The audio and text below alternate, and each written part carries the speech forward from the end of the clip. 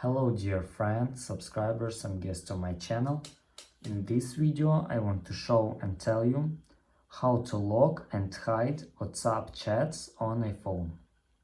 Please put your like, subscribe to my channel and share this video with your friends.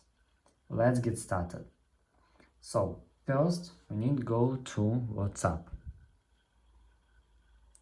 After that you need to click on any chat, and here we need to click on name of our company, and here you can scroll down and turn on this setting, and that's all.